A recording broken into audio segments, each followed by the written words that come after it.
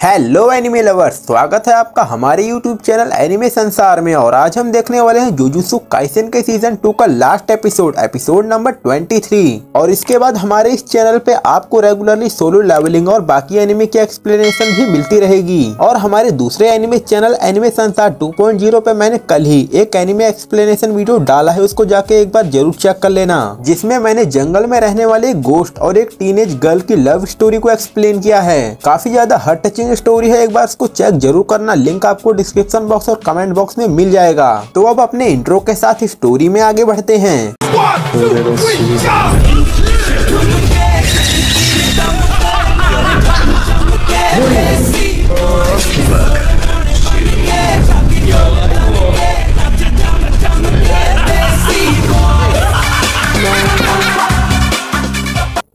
Story में हम देखते हैं कि सुडोगेतो महितो को निगल जाता है और यूजी और उसके बाकी दोस्त पांडा ये सब मिलकर उसका कुछ नहीं बिगाड़ पाते। और यहाँ पे उराएमो यूजी को छोड़ के बाकी सबको मारने की कोशिश करती है, लेकिन तभी यहाँ पे एंट्री होती है स्पेशल ग्रेड सॉर्सरर यूकी की। वो सूडो से पूछती है कि 11 साल पहले हमारे बीच में जो बातें हुई थी, क्या वो बात उसको अभी तक याद है भी या नहीं। दोनों का एम एक ही था, वो एक ऐसी दुनिया का निर्माण करना चाहते थे जिसमें कोई भी कर्स्ट स्पिरिट ना हो, और इसके लिए दोनों के पास अपने अपने अलग तरीके भी थे। लेकिन अब यूकी का ऐसा मानना है कि इंसान का अगला दौर ये तभी आएगा जब वो कर्स स्पिरिट को पीछे छोड़ेंगे। सुडोगेतो कहता है कि इंसान कर्स एनर्जी का यूज करके ही और आगे बढ़ेगा। और यहाँ पे यूजी को यूकी की बातें समझ नहीं आ रही थी और उसको पता भी नहीं था कि ये कौन है। यूकी बताती है कि सुडोगेतो के प्लान में एक बहुत बड़ा फ्लॉ है। अगर बात करें जापान के बाहर देशों की, तो वहाँ पे कर्स स्पिरिट्स और सॉर्सरर्स बिल्कुल ना के बराबर हैं, क्योंकि टेंजन सामा ने जापान के ऊपर एक बैरियर बनाया हुआ है और वो कर्स पावर को एक तरह से एम्पलीफाई कर देता है। अगर आसान भाषा में बताएं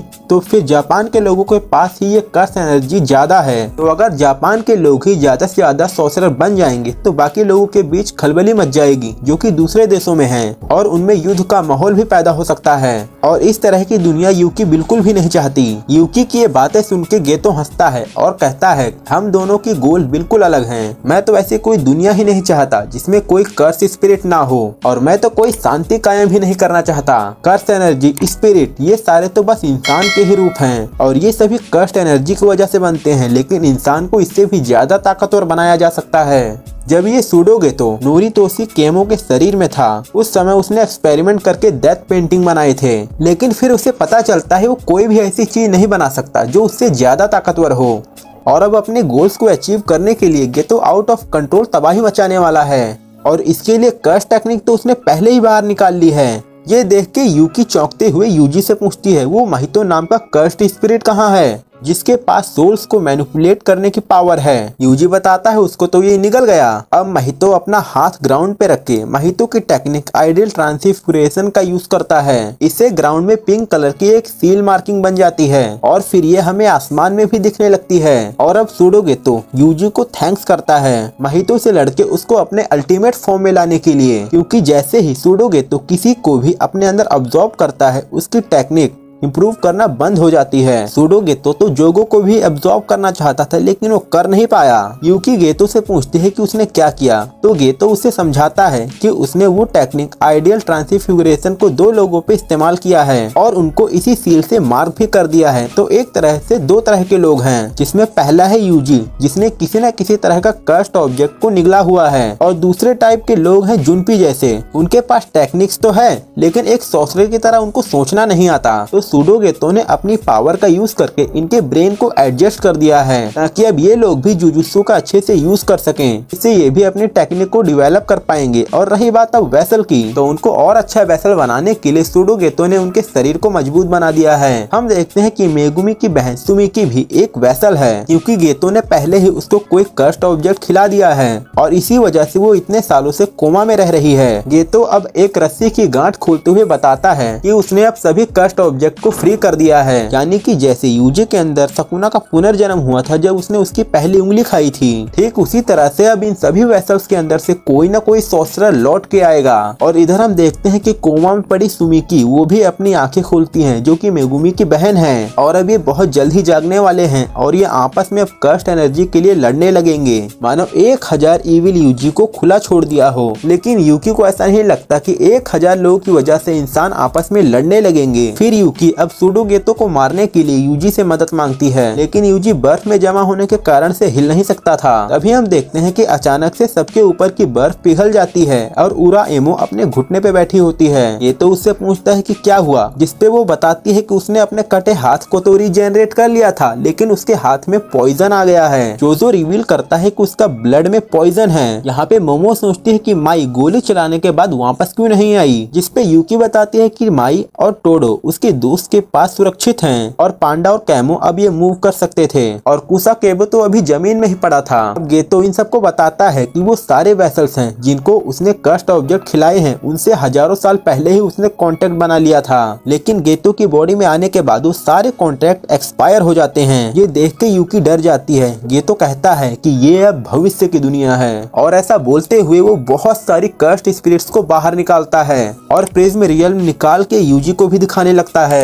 यूजी गोजो का नाम पुकारते हुए चिल्लाता है और इसके बाद गेतो वहाँ से जाने लगता है, लेकिन वो जाने से पहले कहता है, सुन रहे हो ना सकुना, हाई एंड पीरियड लौट के आने वाला है, जुजुत्सु का सुनहरा काल। इसके बाद गेतो वहाँ से गायब हो जाता है और कोई यहाँ पे उसका कुछ नहीं बिगाड़ पाता। इसके बाद सीन में कुछ दिन बीत जाते हैं और हम टोक्यो के मैप को अगर ऊपर से देखें तो शिबुया वाले इलाके में तबाही के अलावा और कुछ देखने को नहीं मिलता। जुजुत्सु हेडक्वार्टर में डिस्कशन होता है कि करीब लगभग 23 वार्ड्स बिल्कुल तरह से बर्बाद हो चुके हैं। करीब कुछ ही लोग ठीक ठाक बचे हैं और वहाँ पे रहने वाले लगभग 5 मिलियन लोगों को सही से वापस निकालना होगा, क्योंकि गेतो ने लगभग 10 मिलियन कर्स्ट स्पिरिट्स को आजाद किया है। यहाँ पे लोगों को समझ नहीं आ रहा था कि आखिर इस सिचुएशन को किस तरह से हैंडल किया जाए, क्योंकि अगर पब्लिक तक ये न्यूज जाती है कि स्पिरिट्स होते हैं यानी भूत होते हैं तो मामला और भी बिगड़ सकता है। और यहाँ पे पब्लिक को तो अब तक यही लग रहा था कि शिबुया में कोई भूकंप आया था, इस वजह से तबाही मच रही है। और न्यूज में दिख रही एंकर तो लाइव ही एक कर्स के हाथों मारी जाती है और बहुत सारे लोग कर्सिस का शिकार होते जा रहे थे। ऐसे ही हम सुपरमार्केट में एक छोटी सी लड़की को देखते हैं जो कि खाना खा रही होती है। तभी अचानक से दरवाजे के पास से कोई कर्स उसे डरावनी आवाज में अपने पास बुलाता है। वो कहती है कि तुम्हारी मॉम, डैड, भाई सब यहाँ पर हैं। वो लड़की कहती है कि मेरा तो कोई भाई है ही नहीं। और ये लड़की उस लेडी को पानी पिलाने के लिए बाहर जाती है और जैसे ही वो बाहर आती है वहाँ पे कर्स स्पिरिट घात लगाए उसको खाने के लिए बैठा था। लेकिन तभी ब्लू टी शर्ट में एक लड़का वहाँ पे एंट्री करता है और वो कर्स के अंदर अपनी तलवार घुसा के उस लड़की की जान बचाता है। और ये एक स्पेशल ग्रेड सॉर्सरर यूटा है। अब आप कमेंट में बताना कि इसके रिलेशन कर्सिस के साथ कैसे हैं। और ये वाला कर्स स्पिरिट लेकिन अभी भी मरा नहीं था और ये मुंह खोल के इसको खाने की कोशिश करता है, लेकिन रिका उस मॉन्स्टर को बिल्डिंग से टकरवा के मार देती है। दूसरी तरफ हम यूकी को किसी से बात करते हुए भी देखते हैं और वो उनसे माफी मांग रही होती है जल्दी ना आने के लिए, क्योंकि उसने दूर से ही नजर रखने का प्लान किया था, क्योंकि असल में सिचुएशन काफी बिगड़ चुकी है। अब वो ये बात कंफर्म करती है कि वो हीरोज के साइड नहीं है, वो बस इस दुनिया में कर्स्ड स्पिरिट्स को नहीं चाहती, लेकिन माफी के तौर पे माकी और उसके सारे साथी शिबुया में रह रहे सभी स्टूडेंट्स को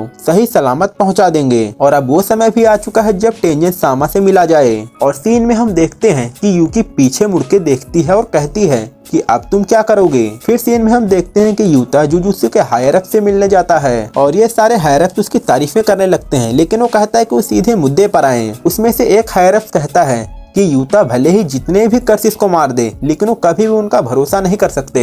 यूता कहता है कि वो चाहे तो उसे बाइंडिंग वाउ ले सकते हैं, और भले ही यूजी गोजो का स्टूडेंट ही क्यों ना हो, उसने इनुमाकी का हाथ काटा है, तो इसीलिए यूता उसे बदला तो जरूर लेगा। इसके बाद जुजुत्सु हेडक्वार्टर्स के द्वारा बिना स्पेयर के नोटिस जारी किए जाते हैं। पहले नोटिस में कि सुगुरु गेतो अभी भी जिंदा है और उसको मौत की सजा सुनाई जाती है। यहाँ पे ये लोग सुडो गेतो को सुगुरु समझ रहे हैं। और दूसरा कि सातोरू गोजो भी शिबुया के इंसिडेंट में शामिल था, तो इस क्राइम के बदले उसको जुजुत्सु सोसाइटी से निष्कासित किया जाता है और उसकी सील ओपन करने वाले को अपराधी माना जाएगा। और तीसरा कि शिबुया कांड में मासामिची यागा ने गोजो और गेतो को उकसाया था और इसके लिए इन्हें मौत की सजा सुनाई जाती है। और चौथा यूजी को भी जल्द से जल्द मौत की सजा दी जाए। और पांचवा नोटिस कि यूजी की मौत के लिए यूता को अपॉइंट किया गया है। और फिर सीन में शिबुया के सुनसान सड़क पे हम यूजी को भी देखते हैं जो कि सुबह ताली बजाता है और ये सुनते ही पीछे से पानी में से दो बहुत बड़े बड़े कर्सिस बाहर आते हैं और इसी के साथ शिबुया आर्क का एंड होता है और इसी के साथ जुजुत्सु काइसेन का सीजन 2 भी एंड होता है। तो दोस्तों जुजुत्सु काइसेन में आपका पहला और दूसरा फेवरेट कैरेक्टर कौन सा है मुझे कमेंट बॉक्स में जरूर बताना। अगर आपने अभी तक सोलो लेवलिंग का एपिसोड 1 नहीं देखा तो आपको एंड स्क्रीन पे अभी वीडियो दिख रही होगी, उसको भी जरूर चेक करना और हमारा दूसरा एनिमे चैनल एनिमे संसार 2.0 भी जरूर चेक करना। तो अब मिलते हैं अगले वीडियो में, तब तक के लिए बाय बाय।